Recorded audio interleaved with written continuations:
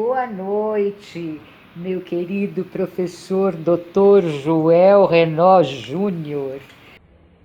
Boa noite, querida Isabel. Sempre um prazer estar aqui com você. Olha, eu estava lendo aí há pouco tempo que o diretor da OMS afirmou que a frequência de suicídios continua a mesma que era em 2014. A cada 40 segundos, não é isso? Uma pessoa tira a própria vida no mundo. A gente já falou bastante aqui sobre prevenção do suicídio, a gente já conversou muito sobre suicídio, mas a gente não falou na diferença de gênero, se é que ela existe. Mulheres e homens. Existe diferença quando se fala em suicídio? Então, a questão do suicídio nas mulheres é muito importante a gente ter conhecimento de algumas características específicas. Em primeiro lugar, a gente tem desde causas biológicas até psicossociais e ambientais. A gente sabe que as mulheres, elas têm uma taxa de suicídio menor que a dos homens.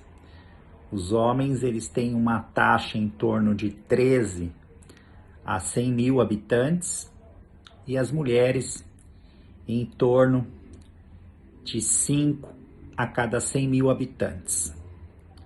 Uma diferença interessante nesta área de epidemiologia é que essa taxa de suicídio nos homens aumenta em países ricos, para 16 para 100 mil, e nas mulheres aumenta em países pobres, de 7 para 1000.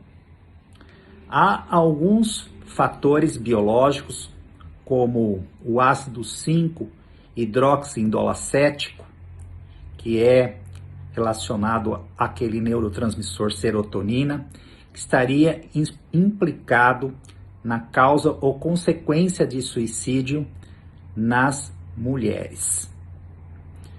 Algumas questões são importantes, porque embora os homens eles tenham uma taxa de suicídio maior do que as mulheres tentam mais o suicídio do que os homens, possivelmente por usarem de meios menos letais, tipo ingestão medicamentosa, e os homens meios mais letais, armas brancas de fogo, acidentes, etc.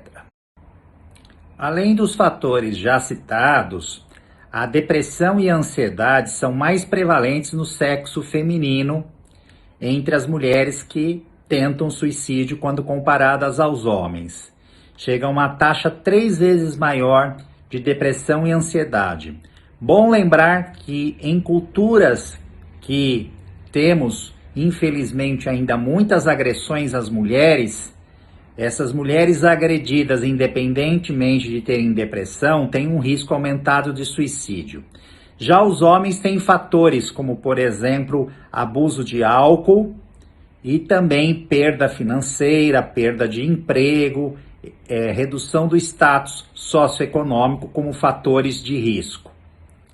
Fundamental nós falarmos sobre a relação entre também suicídio e a questão da insônia. A insônia é um fator predisponente que aumenta o risco de suicídio nas mulheres, independente de estar associada ou não à depressão.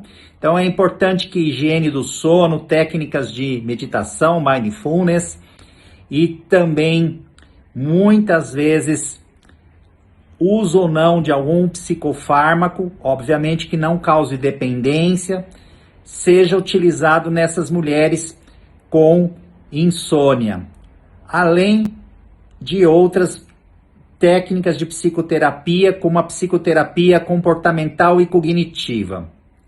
Por último, eu queria destacar o transtorno disfórico pré-menstrual, que ocorre em cerca de 3 a 8% das mulheres no universo de mulheres que sofrem de TPM grave, e é um subtipo de depressão pelo Manual Diagnóstico de Transtornos Mentais atual, DSM-5.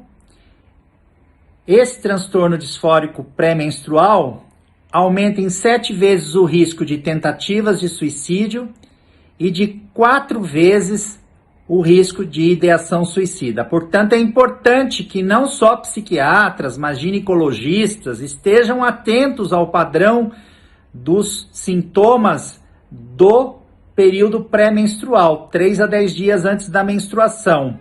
Que quando houver sintomas psíquicos graves em mulheres com transtorno disfórico pré-menstrual, que haja um tratamento eficaz para que se previna o risco de suicídio nas mulheres. Tá ok? Muito obrigada, meu querido Dr. Joel. É sempre um prazer falar com você, mesmo que à distância, né? Então, em linhas gerais, basicamente era isso que eu queria passar. Um grande beijo, querida Isabel. Um beijo.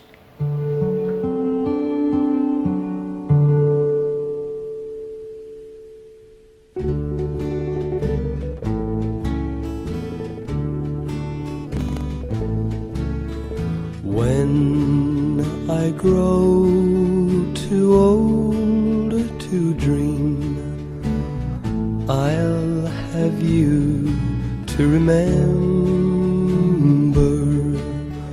When I grow too old to dream, your love will